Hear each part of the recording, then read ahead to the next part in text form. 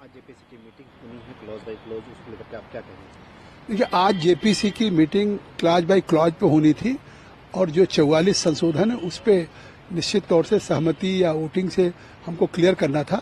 लेकिन ये जेपीसी वक्फ की जो है वो देश के काफी राज्यों में गई, चाहे वो तमिलनाडु हो, कर्नाटका हो, महाराष्ट्र हो, गुजरात हो, तेलंगाना हो, बिहार हो, बंगाल हो, उड़ीसा हो, असम हो, यूपी हो। लेकिन पिछले महीनों से बर्फबारी के कारण जम्मू कश्मीर नहीं जा पाए थे। अब जम्मू कश्मीर के हमारे जो मीर वाइज हैं फारूक साहब, वो लगातार इस कमेटी में पेश होना चाहते थे, तो हमने उनको भी आज मौका दे दिया है।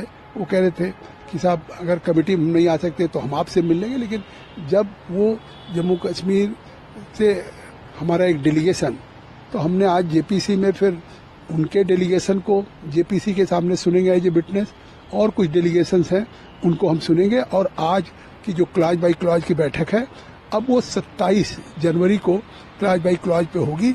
और हमारी उम्मीद है कि जो 44 संशोधन लेके आए हैं उस पर सभी सदस्यों को, जो पिछले 6 महीने से हमने पूरे देश के स्टेक होल्डर के साथ भी बात किया, दिल्ली में 34 बैठकें किया, लगभग 108 घंटे से ज़्यादा बैठकें यहाँ पे हुई, और पूरे देश के इस्लामिक स्कॉलर हों, रिटायर्ड जजेज हों, हाई कोर्ट के लॉयर्स हों, या तमाम यूनिवर्सिटीज़ के नुमाइंदे हों, या गवर्नमेंट के ऑफिशियल, सबसे हमने बातचीत किया है। और मुझे उम्मीद है कि एक बहुत बेहतर रिपोर्ट तैयार होगी, और जो सरकार का मकसद था कि जेपीसी को रेफर कर दिया जाए, जिससे एक ट्रांसपेरेंट कानून बने, ज़्यादा से ज़्यादा स्टेक होल्डर के साथ ये डिटेल डिलिब्रेशन हो सके, डिस्कशन हो सके, उस दिशा में भी एक बहुत 6 महीने में लगातार पूरे देश के हिस्सों में, चाहे दिल्ली में, ये जेपीसी ने एक बहुत बड़े पैमाने पर हजारों लोगों के व्यूज को सुना है, जिम्मेदार लोग, और उस पर हमारी पूरी जेपीसी के मेंबर लगातार उस पर रहे, उस पर विचार कर रहे हैं।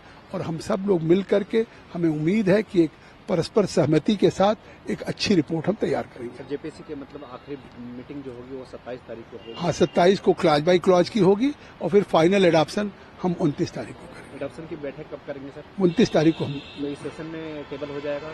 नहीं, निश्चित तौर से इस रिपोर्ट को हम इसी सेशन में देंगे, क्योंकि हमको मैंडेट भी है स्पीकर साहब की तरफ से, और इसको विंटर सेशन में ही देना था।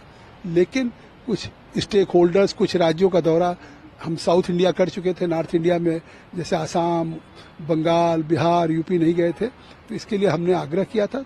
स्पीकर साहब ने बजट सेशन तक बढ़ा दिया गया, लेकिन हम ये रिपोर्ट निश्चित तौर से इसी सेशन में प्रस्तुत करेंगे। बार-बार कुछ लोग जेपीसी के मेंबर भी इसका विरोध करते रहे कि ये नहीं आना चाहिए, हर तबके का इसमें आवाज या उनकी नुमाइंदगी नहीं हुई है, इसको लेकर 6 महीने हम सबको सुनते रहे, कोई बचा नहीं। आज मीर वाइज को भी सुन रहे हैं, तो मुझे लगता है इससे डिटेल्ड डिस्कशन कोई जेपीसी ने अभी तक इतिहास नहीं किया होगा। हम करीब 500 पन्ने की रिपोर्ट भी तैयार कर चुके हैं, और ये कहना कि साहब विरोध करेंगे या ये कानून पास हो जाएगा तो मस्जिद चली जाएगी, ईदगाह चला जाएगा, कब्रिस्तान, की अफवाह है। इस कानून को और बेहतर करने के लिए केंद्र सरकार अमेंडमेंट लेकर के आई है, जिसपे हम पूरी जेपी के साथ डिस्कस करके उस पर हम रिपोर्ट दे रहे हैं। मुसलमानों के मन में जो भय है कि ये कानून आएगा तो उनकी मस्जिद, उनकी जमीन, ये सब छिन जाएगी, जो पूर्वजों से वो सदियों से ये भय पैदा किया जा रहा है। जाकिर नाइक जैसे लोग पैदा कर रहे हैं और लोग पैदा कर रहे हैं, लेकिन जब कानून आएगा तो लगेगा जैसे हमारे माइनॉरिटीज के कि अभी खवातीन हो, विधवा महिलाएं हों, बच्चे हों, आर्फन हों, अनाथ हों, उनको अभी वक्फ की प्रॉपर्टी से क्या फायदा मिलता है? वक्फ की प्रॉपर्टी तो मुतवल्ली के हाथ में है। कहीं कोई एक यूनिवर्सिटी नहीं, कोई मेडिकल कॉलेज नहीं, कोई इंस्टीट्यूशन नहीं बनाया, जबकि वक्फ की इतनी बड़ी प्रॉपर्टी देश के सभी राज्यों में है। तो मुझे लगता है इस कानून के पास होने के बाद वक्फ की प्रॉपर्टी के वक्फ बोर्ड में सुधार आएगा, वक्फ की प्रॉपर्टी का ठीक से रखरखाव होगा, वक्फ की प्रॉपर्टी से जो वाकिफ, जो अपनी प्रॉपर्टी को वक्फ करता है रिलीजियस, चैरिटेबल, पॉयस पर्पजेज के लिए, उसका लाभ आम गरीब पसमानदा मुस्लिम्स को मिलेगा।